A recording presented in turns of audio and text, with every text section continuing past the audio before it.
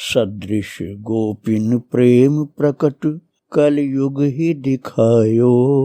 निरअंकुश अति निडर रसिक यश रस न गायो।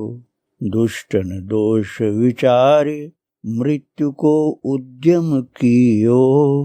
बारन बांको भयो गरल अमृत ज्यों पियो।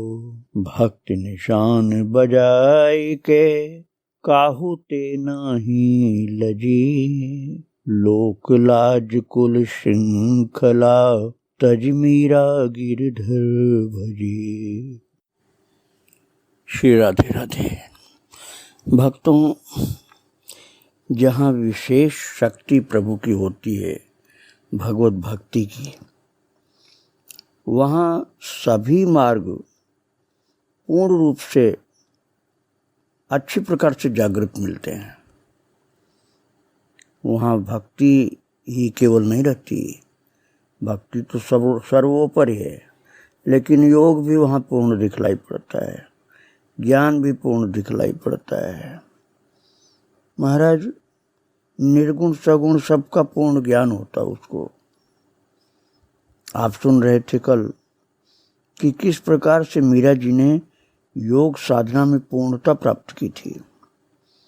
जब कक्ष खोला गया, जिस कक्ष में वो ध्यानस्थ थी, तो उनके ओढ़नी, गोटे, ये सब छत में चिपके हुए मिले थे।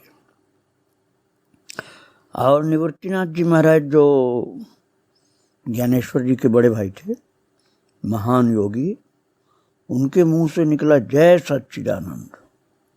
और महाराज बिहारी दास जी, वृंदावन वाले संत, दोनों ने घूम करके उनकी ओर देखा, मीरा जी की ओर। तो महाराज आश्चर्य में पड़े और प्रसन्न बहुत हुए। निवृत्तिनाथ जी तो बोले कि बिहारी दास जी से कि महाराज, मेरी शिक्षा और आपका मनोरथ सफल हुआ। इस बालिका की कुंडलिनी जागृत तो थी, किंतु स्थान नहीं छोड़ रही थी। अब वो एक ही झटके में भ्रू मध्य तक पहुंच गई। और जो बिहारी दास जी ने कहा कि ओढ़नी गोटे सब आकाश में कैसे छत में चिपक गए जाकर, तो उन्होंने कहा चिंता की बात नहीं है, एक झटके से कुंडलिनी ने मार्ग तय किया। उसके वेग को मीरा का छोटा सा कोमल शरीर सह नहीं पाया, इसी से ऊपर उठ गया, छत तक पहुंच गया। अभी उसको चैतन्य होने में 2-1 दिन लगेंगे और सामान्य होने में 4-6 दिन लग जाएंगे, लेकिन चिंता की कोई बात नहीं। दूधा जी को अपनी पोती के विषय में ये सब बातें सुनकर प्रसन्नता तो हो रही थी, लेकिन चिंता भी हो रही थी कि 4-6 दिन बाद सामान्य होगी, तो कैसे खाना पीना इसका होगा। तो उन्होंने निवृत्तिनाथ जी से पूछा कि महाराज, बिना आहार के देह दुर्बल नहीं होगी क्या? निवृत्तिनाथ जी ने कहा, नहीं राजन, योगी तो कई महीने और वर्षों तक समाधि में बैठे रहते हैं। मनुष्य का वास्तविक भोजन आहार आनंद है। हाँ, एक बात का ध्यान अवश्य रखा जाए कि ये चैतन्य होते ही उठकर चलने न लग जाए। उठने से पूर्व इसके हाथ पैरों का मालिश जरूर किया जाए, जिससे रक्त संचार ठीक ठीक होने लगे, अन्यथा गिर जाएगी, चल नहीं पाएगी, गिर जाएगी, और गिरने से चोट मोच आ सकती है। 3 दिन पश्चात दोपहर को मीरा में चैतन्यता के लक्षण दिखाई देने लगे। उसके शांत गंभीर मुख पर हल्की सी मुस्कान आई, बंद पलकों के नीचे थोड़ी हलचल हुई और धीरे धीरे पलक पटल उघड़े। तो उसकी धाय माँ जो वहीं बैठी थी उठकर समीप आ गई और बोली, बाईसा। उसने पुकारा, बाईसा, किंतु लगा जैसे उसने सुना ही नहीं हो। आंखें खुली होने पर भी दृश्य में पहचान करने की क्षमता नहीं थी। भक्तों, क्रमशः उसके अंगों में चेतना आती गई। मीरा जी के शरीर में जब चेतना का संचार हुआ पूरा, तब धीरे धीरे आसन खोला। उसमें थोड़ी सहायता धाय माँ ने भी किया और एक मंगला सखी थी उसने भी किया। उसने और धाय माँ ने हाथ पांव में मालिश की। उन्होंने देखा कि मीरा न बोल रही है न किसी की ओर देख रही है। रह रह करके उसके नेत्र अर्धनिमीलित हो जाते हैं। पुकारने पर वो उनकी ओर देखती तो है, किंतु जैसे उस दृष्टि में जीवन न हो। कुछ ही समय में वो उठ करके बाहर चल पड़ी। तो मंगला दौड़कर झाली के पास पहुंची, जो माँ थी मीरा जी की, और बोली, भाई साहब उठ करके बाहर पधार रही है। बिना किसी और देखे मीरा धीमी गति से सीधे गुरु निवृत्तिनाथ जी के कक्ष में पहुंची और बोली, गुरुदेव। उसके रुधे कंठ से वाणी फूटी और वो जड़ की भांति उनके चरणों में गिर पड़ी। प्रसन्नता के आवेग में भरकर गुरुदेव ने छोटी सी सुयोग्य शिष्या को उठाकर छाती से लगा लिया। मीरा जी वक्त तो उसमें बहुत छोटी थी, 6 वर्ष के लगभग की थी। इस समय तक पूरे गढ़ में उनके चैतन्य होने की बात फैल गई। अतः दूधा जी, बाबा बिहारी दास जी, राजपुरोहित, वीरमदेव जी और परिवार के सब लोग, यहाँ तक कि पिताजी रतन सिंह भी उस कक्ष के द्वार पर उपस्थित होकर गुरु शिष्या के मिलन का यह अद्भुत दृश्य देख रहे थे। प्रेम विभोर गुरुदेव अपनी नन्ही सी शिष्या को उठा करके गोद में लिए थे।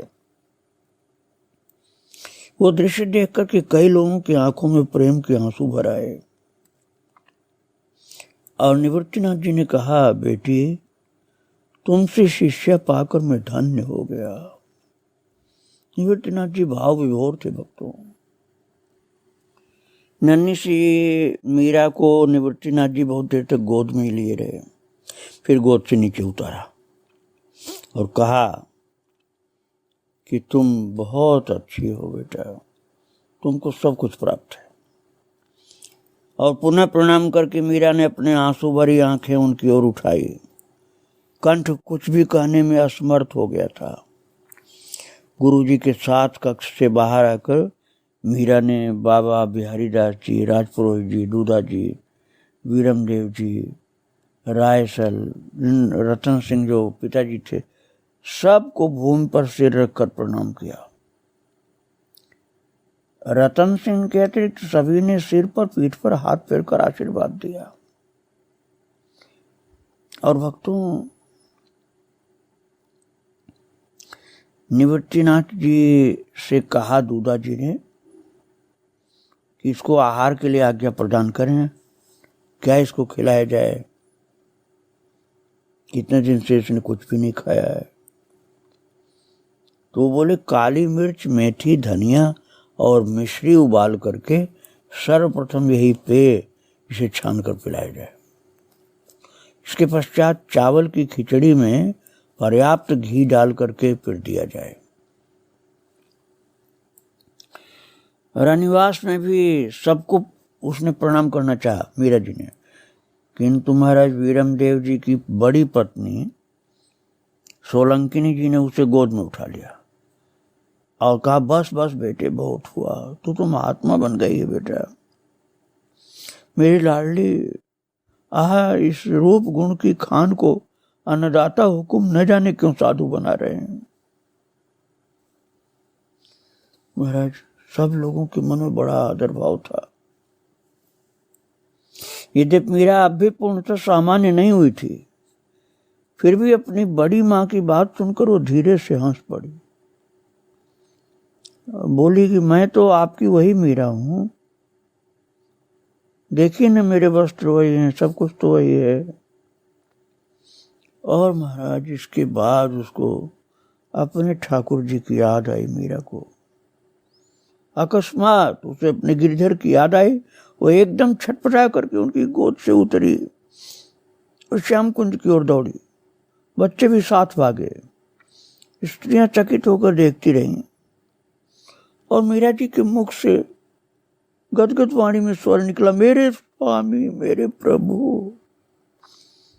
उसने सिंहासन से उठा करके ठाकुर जी को गले से लगा लिया और नैनों की बरसात में भिगोने लगी। अब उसको याद आई कि कितने दिन से वो योग में डूबी हुई थी। वो भोली रोती हुई, किसने तुम्हारी पूजा की, किसने खिलाया पिलाया, किसने सुलाया तुम्हें, मुझे तो कुछ होश हवास ही नहीं था। तुम्हारी सेवा छोड़कर मैं किस समाधि, ध्यान और योग की पंचायत में पड़ गई। क्षमा करो, वैसा नहीं होगा। मंगला ने बताया कि पहले दिन चंपा और मिथुला की सहायता से छोटी कुंवर, जो मीरा जी की माँ है, उन्होंने, और बाद में दोनों दिन जोशी जी ने गिरधर गोपाल की सेवा की थी। इस तरह से सब लोगों ने मिलजुल करके सेवा की थी। ये पता चल गया मीरा जी को कि सब लोग मिलजुल कर ठाकुर जी की सेवा किए थे, बिना सेवा के नहीं रखा गया था। लेकिन मीरा जी को लगा कि ये योग जो कुंडली के कारण आकाश में उठ गई थी और ये सब जो हुआ, ये हमारे प्रभु की सेवा से ज्यादा नहीं है, इसलिए तुम्हारी सेवा छोड़ करके मैं किसी समाधि ध्यान में अब नहीं जाऊंगी, क्षमा कर दो प्रभु, ऐसा बोल रही थी। और भक्तों, जयमल जो चचेरा भाई था, वो मीरा जी को बहुत मानता था। मीरा जी भी उसको अपना स्नेह प्रदान करती थी। मीरा देखती हैं कि जयमल तो बहुत वीर बालक है। वो थोड़ा सा भी सोचता है कि कहीं पर किसी आतताई ने किसी निर्धन को परेशान कर रखा है तो वो उसको दंड देने के लिए तुरंत तैयार हो जाता है और अपने क्षत्रिय धर्म की रक्षा करने के लिए तत्पर रहता है। वो मीरा जी ने बहुत थोड़े ही समय में महाराज शस्त्र, शास्त्र, अश्व संचालन, ये सब की योग्यता प्राप्त कर ली। और अब वह अधिकतर श्याम कुंज जो अपने पूजा का घर बनवाया था उसी में समय बिताती थी। पूजा के पश्चात वो कुछ भगवान की लीला के चिंतन में डूबी रहती थी। अब उनको एकांतवास ज्यादा अच्छा लगता था। वर्षा के दिन थे भक्तों, चारों ओर हरितिमा छाई हुई थी। ऊपर गगन में मेघों की जैसे धक्का मुक्की हो रही हो और हृदय का रस बरस रहा हो, ऐसे बरसात हो रही थी। आंखें मूंदी हुई मीरा गिरधर के सम्मुख बैठी हैं। बंद नैनों के सम्मुख उमड़ती हुई कालिंदी के जल में एक हाथ से भरी हुई मटकी को थामे बैठी हैं। भक्तों, ये लीलानुभूति हो रही थी उनको। और काले जल में श्याम सुंदर की परछाई देखकर, क्योंकि ऊपर आकाश में बादल थे इसलिए जल काला दिख रहा था, श्याम सुंदर की परछाई दिखलाई पड़ी। पलक झपकाना भूल गई मीरा।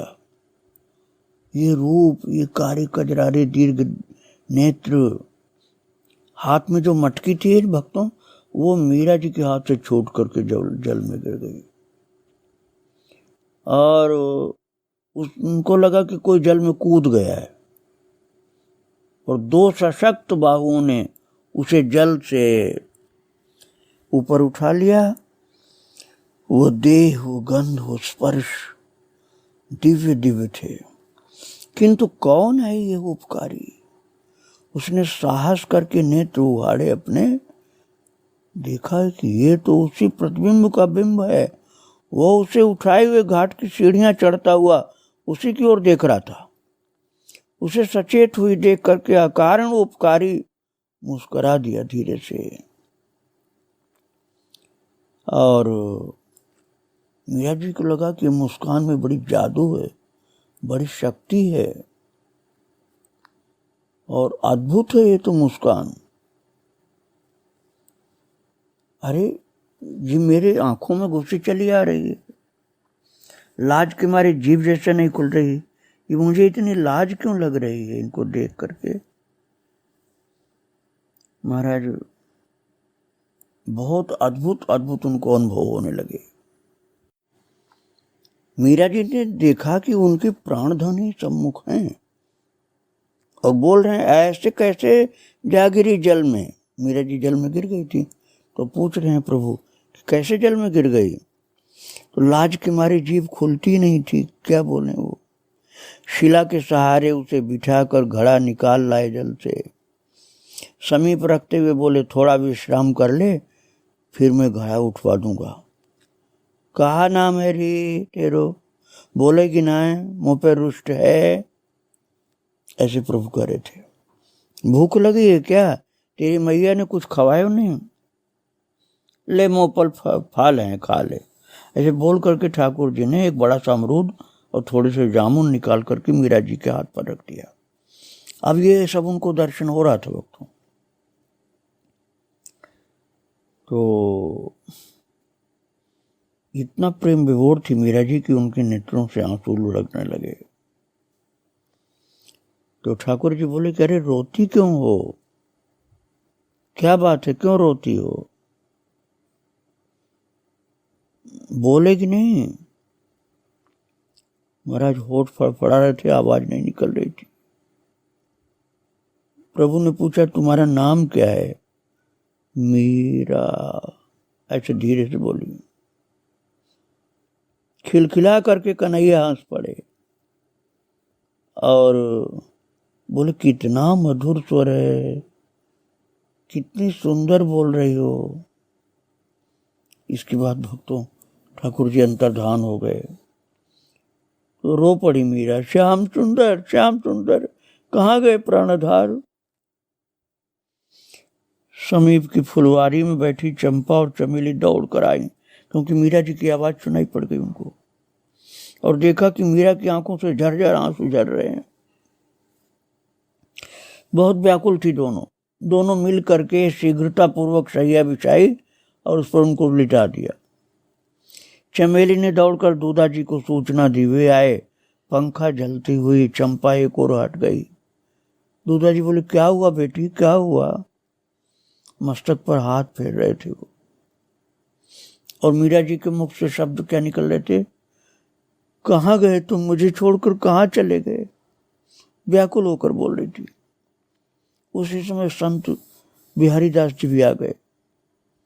दूधा जी ने उनकी ओर संकेत करते हुए फिर कहा, आंखें खोल बेटा, देख कौन आए हैं। मीरा जी ने आंखें खोली, लंबी सी सांस छोड़ती हुई, आंसू ढरकाती हुई धीमे स्वर में बोली, आप कौन है, यहाँ कैसे आ गई मैं, मेरे श्याम सुंदर कहाँ हैं। चारों दृष्टि फेर करके पुनः निश्वास छोड़कर मीरा ने पलकें मूंद ली। बंद पलकों के नीचे से आंसू की धाराएं बहने लगी। अब तो बाबा बिहारी दास जी का धैर्य भी छूट गया। श्री राधे कहते हुए अश्रुपात करने लगे। सायंकाल तक मीरा जी की यही स्थिति बनी रही भक्तों। जब कुछ सुधरी तब वो तान पूरा ले करके गिरधर के सामने बैठ करके प्रेम से गीत गा गा करके गिरधर को सुनाने लगी। भक्तों अब मीरा जी 10 वर्ष की हुई थी। अब उनकी सगाई संबंध की चिंता घर के लोग करने लगे और बाबा जो दूधा जी थे सबसे ज्यादा उम्र के, उनको लगता था कि मेरे सामने इसकी सगाई हो जाए। लेकिन जब उन्होंने चर्चा की मीरा से तो मीरा को ये बात बिल्कुल नहीं पसंद आई। उन्होंने कहा कि नहीं, आपस में माता लोगों ने बात कर ली है कि जो भोजराज है क्योंकि भोजराज की रिश्तेदारी मेड़ता में भी थी, तो इसलिए उनको सब जानते थे। उनके साथ सगाई की बात माता लोग आपस में कर रही थी। तो महाराज